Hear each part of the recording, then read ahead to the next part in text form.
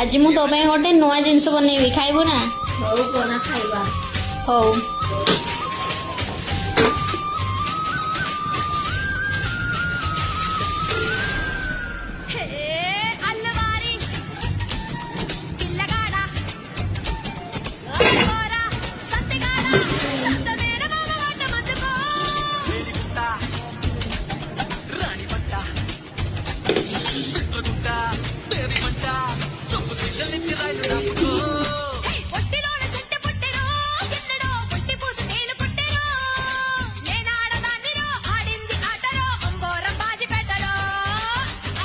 అంటే